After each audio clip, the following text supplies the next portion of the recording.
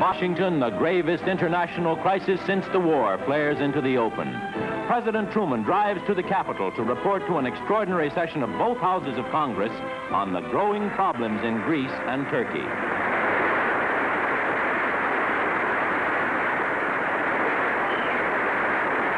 Only 2 weeks before, Great Britain, in economic trouble and desperately short of manpower, notified the United States that she was pulling out of Greece. Faced by a complicated situation of world rivalries, President Truman, in dramatic urgency, brings the matter to the attention of Congress and the public. The gravity of the situation which confronts the world today necessitates my appearance before a joint session of the Congress. The foreign policy and the national security of this country are involved. One aspect of the present situation, which I present to you at this time for your consideration and decision, concerns Greece and Turkey.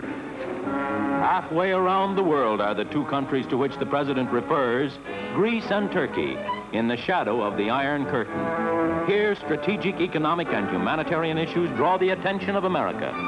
Greece, ancient cradle of democracy, last Western outpost in the Balkans, is today bare of resources. Since 1940, when they repelled Mussolini's invasion and then fought bravely against Hitler's Wehrmacht, the Greeks have been among the war's worst victims. Liberation in 1944 from a cruel occupation by the Nazis was met with wild joy. But even this happiness was short-lived, for behind these scenes of greeting to British troops, Greece had become a land of conflict, terrorized by armed bands of royalists and communists. Relief was slow or did not come at all. 85% of the children were tubercular. Thousands of Greeks continued to die for lack of food. In 2 months, the fierce political division between the right and left flamed into civil war.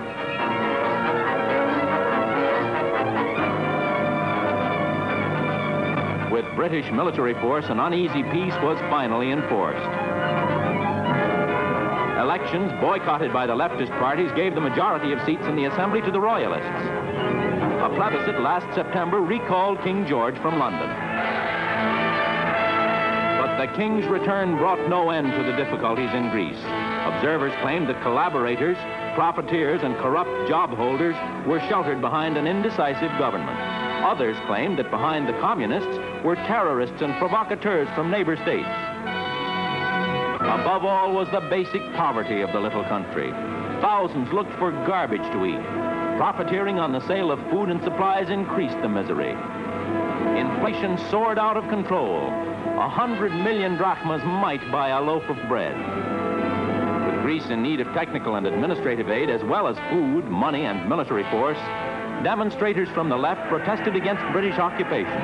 Britain, caught in an economic crisis of her own, is now preparing to pull out.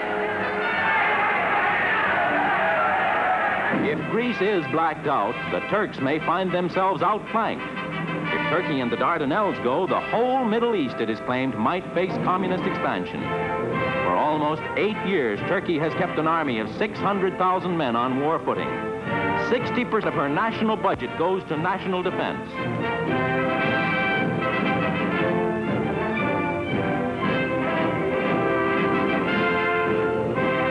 But the Turks, though brave fighters, would be no match for heavy modern armaments. Meanwhile, in Greece, a UN commission, with both the US and Russia participating, probes the charges of corruption and violence, but is unable to keep pace with the rapidly spreading crisis. So runs the story of Greece, as back in America, a hushed Congress listens to President Truman. Greece must have assistance if it is to become a self-supporting and self-respecting democracy. The United States must supply this assistance. We have already extended to Greece certain types of relief and economic aid, but these are inadequate. There is no other country to which democratic Greece can turn. No other nation is willing and able to provide the necessary support for a democratic Greek government.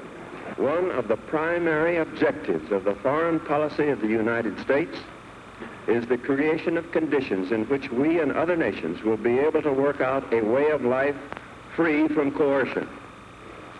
This is no more than a frank recognition that totalitarian regimes imposed upon free peoples by direct or indirect aggression undermine the foundations of international peace and hence the security of the United States. Should we fail to aid Greece and Turkey in this fateful hour, the effect will be far-reaching to the west as well as to the east. We must take immediate and resolute action. I therefore ask the Congress to provide authority for assistance to Greece and Turkey in the amount of $400 million for the period ending June 30th, 1948. In addition to funds, I ask the Congress to authorize the detail of American civilian and military personnel to Greece and Turkey at the request of those countries to assist in the tasks of reconstruction and for the purpose of supervising the use of such financial and material assistance as may be furnished. The seeds of totalitarian regimes are nurtured by misery and war. They spread and grow in the evil soil of poverty and strife. They reach their full growth when the hope of a people for a better life has died. We must keep that hope alive. The free peoples of the world look to us for support in maintaining their freedoms. If we falter in our leadership, we may endanger the peace of the world, and we shall surely endanger the welfare of this nation. Great responsibilities have been placed upon us by the swift movement of events. I am confident that the Congress will face these responsibilities squarely. Today, grave issues of international leadership rest upon the Congress. An historic change in U.S. foreign policy toward the maintenance of peace and order may well shape the future destiny of all the peoples of the world. Iring Fetscher, diese Rede Trumans einige Wochen vor unserem jetzigen Zeitpunkt zeugt von einer sehr deutlichen Verhärtung der amerikanischen Politik, denn er zeigt sich betroffen von den Ereignissen in Griechenland, sogar in den USA. Man muss ergänzen, dass dort gerade die antikommunistischen Prozesse beginnen und die doppelte Furcht vor dem Kommunismus und den Sowjets allmählich fantastische Blüten treibt. Ich wüsste gern, wie Sie die Dinge sehen und diese amerikanische Intervention analysieren. Comment vous analysez cette intervention américaine? Also zunächst mal ist ja erstaunlich, dass der amerikanische Präsident von einer Bedrohung der amerikanischen Sicherheit spricht. Man könnte ja annehmen, dass es so weit weg vom Kontinent, vom amerikanischen Kontinent, dass eigentlich die griechischen und türkischen Dinge, gut, die Amerikaner kalt lassen.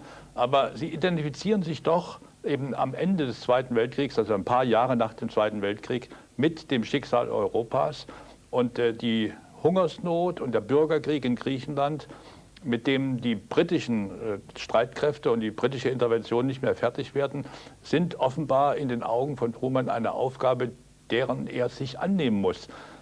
Man wird eigentlich daran erinnert im Rückblick, dass später eine ähnliche Rolle etwa die amerikanischen Truppen gespielt haben, als Frankreich in der Vietnam-Problematik nicht mehr fertig wurde. Also die Amerikaner springen überall dort ein, wo europäische Mächte mit Problemen des Bürgerkriegs, mit Problemen des Kommunismus nicht mehr fertig werden. Und an dieser Stelle wird, glaube ich, deutlich, dass es einerseits natürlich Egoismus ist, ein nationaler Egoismus, auf der anderen Seite aber auch eine Großzügigkeit, nämlich Hilfe zu leisten, einfach um Menschen zu helfen, die im Bürgerkrieg und nach der Zeit der italienischen und deutschen Besatzung sehr viel gelitten haben. Aber tatsächlich beginnt dieser Bürgerkrieg jetzt. Und wir werden sehen, dass die Engländer bzw. die Amerikaner die Regierung Griechenlands unterstützen, indem sie vor allem Waffen liefern. Über die Türkei sprechen wir später. Jetzt ein kleiner Beitrag zu diesem Thema.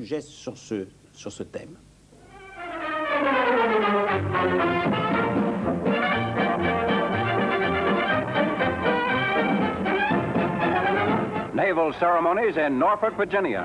275 officers and men of the Greek Navy trained in the United States take over 6 former American gunboats. U.S. Admiral Ainsworth hands the papers of transfer to Commander Zeppes of the Royal Hellenic Navy. Then the exchange of colors.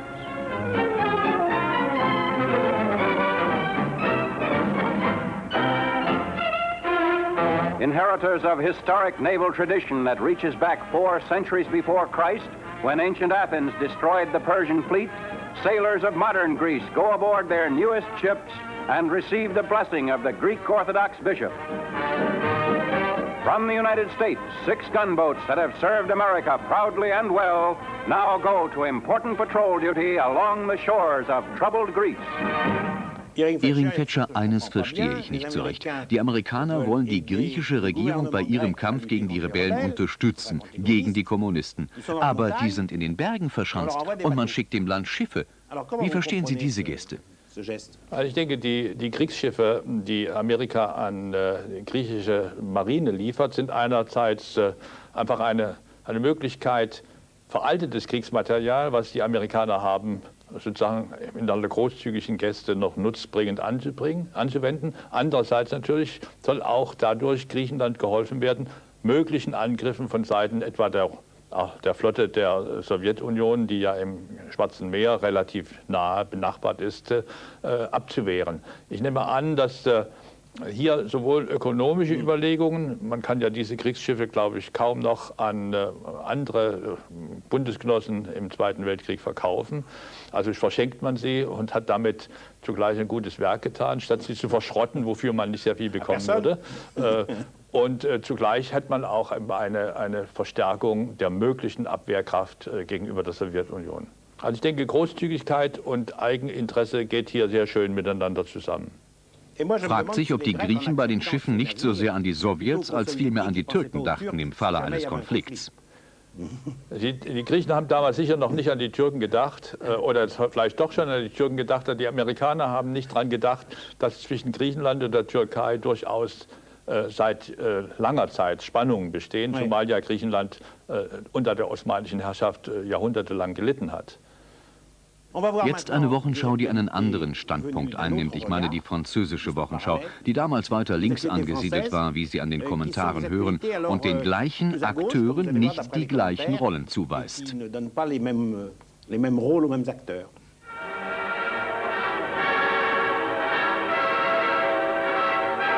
Grèce, depuis 2 mois, la fièvre monte. Sur les terres désolées de Macédoine, une sorte de guerre civile endémique s'est installée. Salonique, la ville la plus considérable du pays, s'emplit de bruit et de rumeurs. Salonique, dans une Grèce martyre, est une ville martyre. Ici vivait depuis les temps les plus reculés la plus forte colonie juive d'Europe. Elle a pour ainsi dire totalement disparu et même ses cimetières ont été profanés. Les actualités françaises présentent aujourd'hui le premier reportage sur un pays qui se déchire. Les premières images rapportées par son envoyé spécial d'un orage sur lequel le monde a les yeux fixés. Car la Grèce est séparée en 2 camps que soutiennent sourdement 2 blocs de puissance. À Salonique, à Volos, des manifestations se succèdent, dirigées justement contre l'intrusion de puissances étrangères dans la vie politique du pays. Non loin de leur quartier général Kastanophyton, les partisans grecs continuent à guerroyer dans l'âne qui entoure Salonique. Insouciante des dangers du voyage, la commission de l'ONU chargée d'enquêter sur les affaires de Grèce vient leur rendre visite. Les partisans, parmi lesquels on compte de nombreuses femmes, sont invités à exposer leur point de vue. Ils honorent ensuite leurs hôtes par des danses mi-folkloriques, mi-guerrières. Sie haben den Kommentar gehört, der die 2 Blöcke erwähnt. Einerseits Amerika, wie bekannt mit England, andererseits die Sowjets, obwohl Stalin zu Beginn des Bürgerkrieges, um die Vereinbarung mit Churchill einzuhalten, keinen Finger gerührt hatte. Er hatte nichts getan, um den griechischen Kommunisten zu helfen. Erst jetzt mit der Entwicklung des Kalten Krieges beginnt er damit. Aber es ist vor allem Tito, der konsequenteste im östlichen Lager, der den griechischen Widerstandskämpfern, den Partisanen, beim Kampf gegen die Regierung in Athen hilft. les maquisards, si vous voulez, à lutter contre le gouvernement d'Athènes. Paradox daran ist, was Sie mir sagten, dass nämlich die Waffen, die Tito weiterreicht.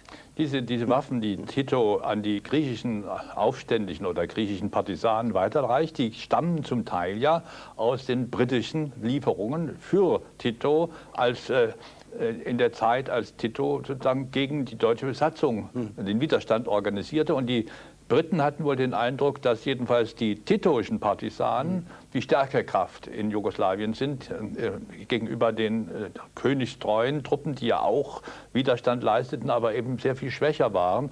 Und Churchill hat ganz eindeutig für Tito optiert in Jugoslawien, aber in Griechenland hat die britische Regierung dann sozusagen für die Königstreuen optiert und die kommunistischen Partisanen bekämpft.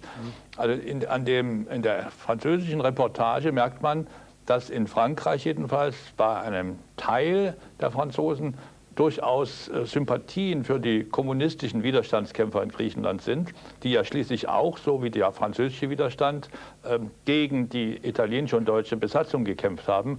Und ich erinnere mich daran, dass in den ersten Jahren nach dem Krieg ja erstmal der Mythos des kommunistischen Widerstands sehr groß war. Es waren eigentlich die einzigen wirklichen Widerstandskämpfer. Man hat so ein bisschen die Zeit zwischen 39 und 41 vergessen, als die Kommunisten ja in Frankreich etwas beunruhigt waren, weil ja das Heimat aller Werktätigen sich mit den deutschen Faschisten vereinigt hatte, also in dem Pakt zwischen Ribbentrop und Molotow, aber danach eben waren sie wichtige Widerstandskämpfer gewesen. Und ich glaube, aus diesem Grund heraus gibt es hier eine ganz deutliche Sympathie für die kommunistischen Partisanen in Griechenland.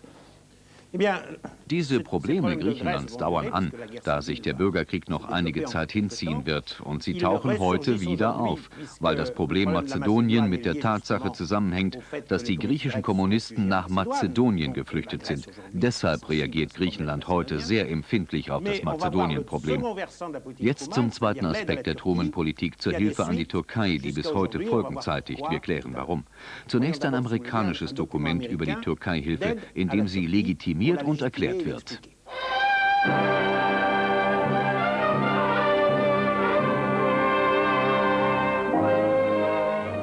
In its new quarters a few streets away from the White House, the State Department is working out the practical problems of a doctrine which originated as an expedient to help friendly nations whose independence was threatened. For the relief of one of these countries, the department's interim Turkish assistance committee is planning how best to spend some $100 million to help strengthen Turkey. Advising this committee and helping to shape its decisions are experts from the Office of Near Eastern and African Affairs. Among them, its able and experienced Deputy Director, career diplomat Henry S. Villard. Turkey's location makes her extremely important in the general structure of international peace. So long as she is able to maintain her independence, she is a tremendous force for stability in the Near and Middle East. Turkey has been subjected to extraordinary pressures since 1945. If Turkey should yield to these pressures, she would lose important parts of her territory, and her very sovereignty might well be jeopardized.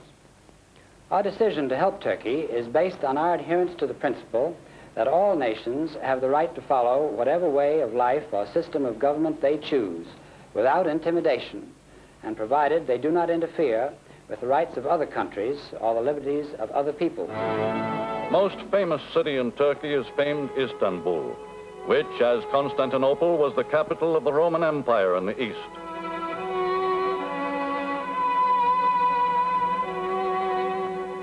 Its ancient mosques are no longer filled with worshippers, since Mohammedanism was discarded as a state religion.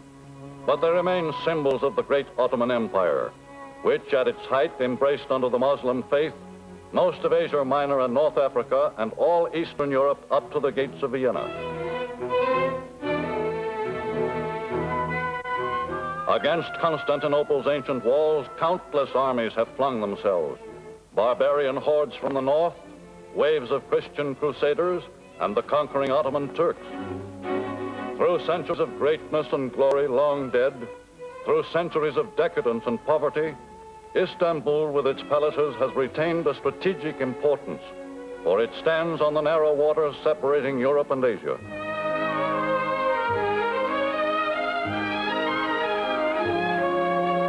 The city on the Golden Horn is big and cosmopolitan, with almost 1 million inhabitants, but its ancient glory is no more. Today, over the streets of Istanbul, power politics hangs as a dark and constant threat. For it is Turkey's misfortune that she is weak, and that she is a bridge between Europe and Asia, situated where the interests of strong nations converge and conflict.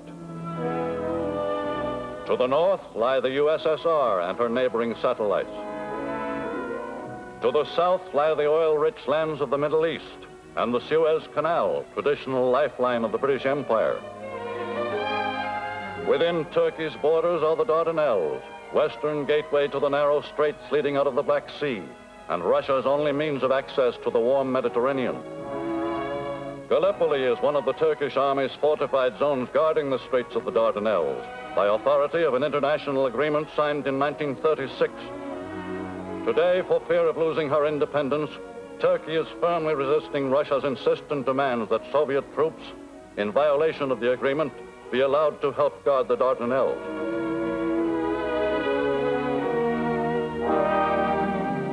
At the eastern end of the straits, beyond the inland sea of Marmara, lies the Bosporus, which completes Turkish control of water traffic in and out of the Black Sea.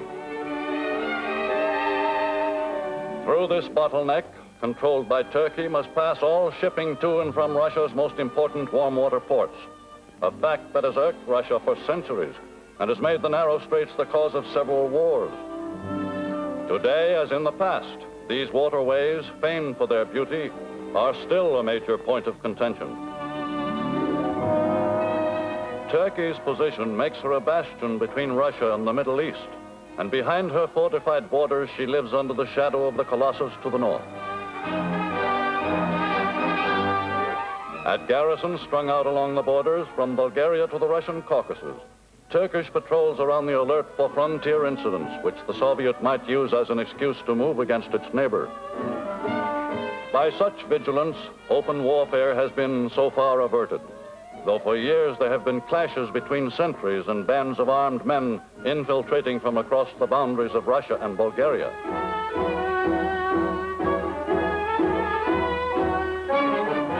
Behind these lonely patrols is the mass of the Turkish army, some 600,000 strong.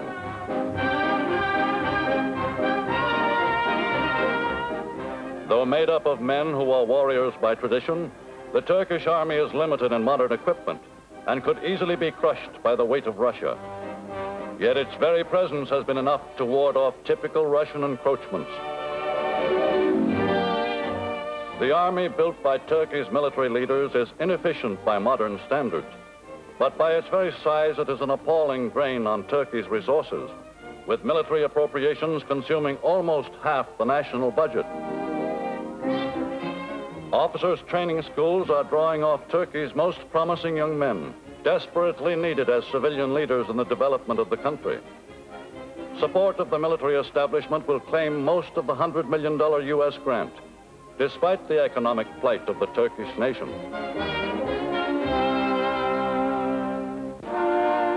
Head of this nation is President İsmet İnönü, who since 1938 has been wrestling with Turkey's manifold economic and political problems.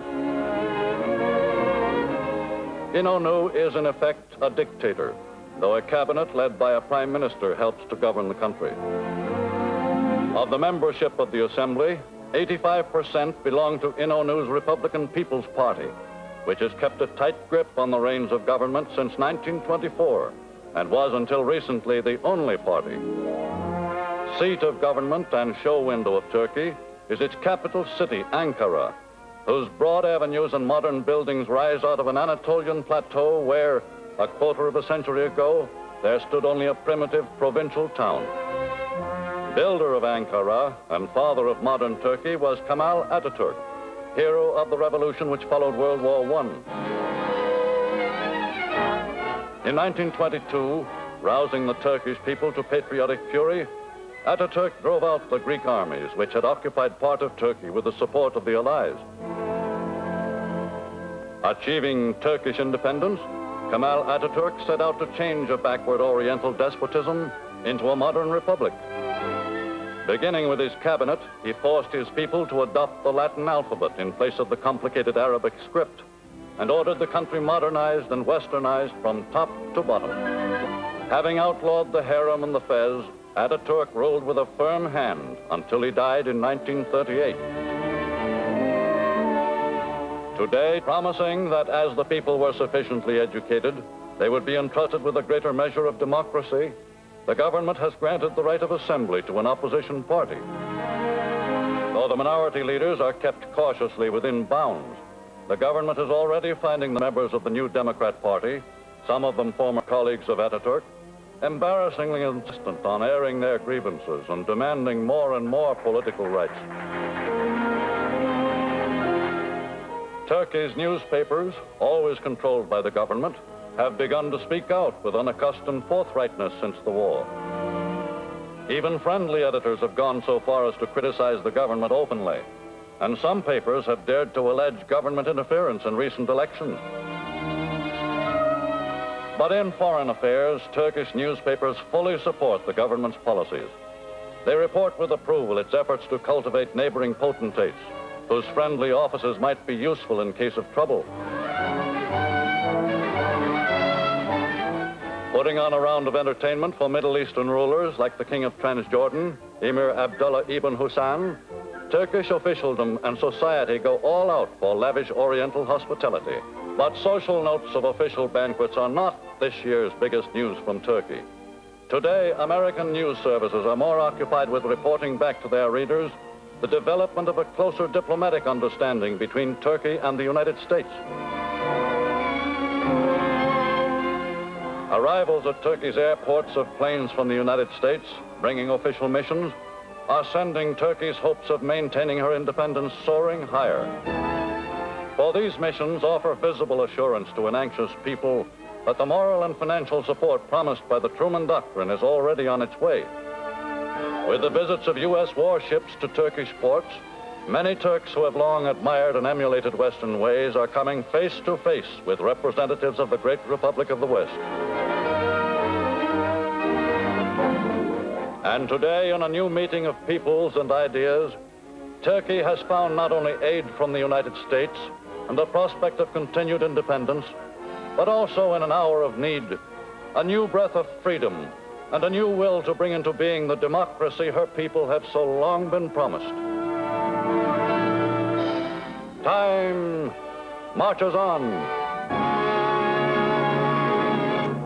Iring-Fetscher, das Erstaunliche an diesem US-Dokument ist natürlich, dass es sich um militärische Hilfe handelt. Man setzt ganz fest auf die türkische Armee, also fürchtet man die Sowjets, das ist sonnenklar.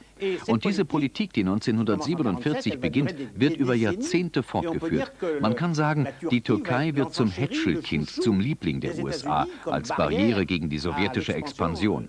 Darüber beklagen sich seit 30 oder 40 Jahren die Armenier, denn der grausame Genozid an ihrem Volk wurde nie zugegeben wegen dieser Freundschaft zur Türkei, die sich gegen die Sowjetunion verteidigt. Auch die Kurden durften deshalb nie die Stimme erheben. Die Türkei ist also so sehr zum Liebling der Westmächte geworden, dass sie jetzt nach Europa strebt. Und sie strebt nicht nur nach Europa, sondern es gibt bereits viele Türken bei ihnen in Deutschland. Und der eventuelle Beitritt der Türkei zur Europäischen Union stellt die Deutschen vor ein ernstes Problem. Man redet darüber wenig in Wahlkampfzeiten, aber es ist eine zentrale Angelegenheit, die Türken in Deutschland, die Türkei und Europa. Sagen Sie uns doch kurz, wie Sie die Dinge sehen. Also zunächst mal, die türkische Bevölkerungsgruppe in Deutschland ist die größte von ausländischen Arbeitern, die in Deutschland sind. Einschließlich ihrer Familien sind also über mehrere Millionen. Und davon ist ein großer Teil im Augenblick auch arbeitslos, bezieht also deutsche Sozialhilfe oder Arbeitslosengeld. Und die Gefahr, wenn also die Türkei wirklich in die Europäische Union aufgenommen würde, besteht natürlich darin, dass ein großer Teil von armen anatolischen Türken nach Deutschland kommt. Das zweite Problem ist, dass unter den in Deutschland lebenden Türken ja ein erheblicher Teil Kurden sind. Kurden, die auch in Deutschland ihre kurdische Sache zu verteidigen suchen, zum Teil auch mit militanten Mitteln. Und daher dauernd Konflikte auch mit der Polizei und mit den Gerichten bekommen. Die Haltung der deutschen Regierung gegenüber der türkischen Regierung ist nicht ganz eindeutig. Einerseits mahnen wir die Türken immer wieder, die kurdische Minderheit nicht zu terrorisieren und vor allen Dingen dafür, für die Unterdrückung der türkischen Minderheit keine von Deutschland gelieferten Waffen zu verwenden. Auf der anderen Seite zeigen immer wieder Journalisten Bilder von deutschen Waffen, deutschen Panzerspähwagen und dergleichen, die für den Einsatz der türkischen Armee gegen kurdische Bevölkerung oder kurdische Aufständige verwendet werden. Also ich glaube, in Deutschland besteht eine starke Abneigung gegen die Aufnahme der Türkei in die europäische Gemeinschaft, während die Amerikaner ein bisschen in dieser Richtung drängen, ohne zu erkennen, dass das mehrfach Probleme aufwirft. Einmal auch Probleme wegen der türkisch-griechischen Konflikte um Zypern und vor allen Dingen auch wegen der Frage der möglicherweise massenhaften Einwanderung von weiteren Türken nach Deutschland. Und ein zweiter Punkt ist noch zu beachten. Die Truman-Doktrin trägt sicherlich den Geschehnissen Rechnung, die sich über Jahrzehnte bis heute abspielen, vor allem hinsichtlich der Türken und der Politik der Türkei. Aber 1947 sah die Welt ganz anders aus. Es gibt eine Kontinuität zwischen Truman und heute, aber auch einen Bruch. Man lebte auf einem anderen Planeten.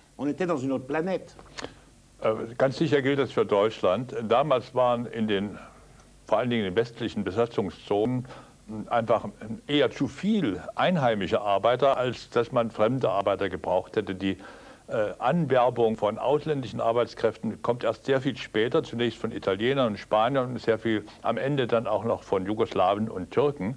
1947 waren Millionen Deutsche arbeitslos und man dachte nicht daran, Ausländer ins Land zu holen. Außerdem kamen aus dem östlichen Besatzungsgebiet, also aus dem sowjetischen Besatzungsgebiet, noch sehr viele Arbeiter in die westlichen Besatzungszonen, amerikanische, englische und französische, vor allen Dingen amerikanische.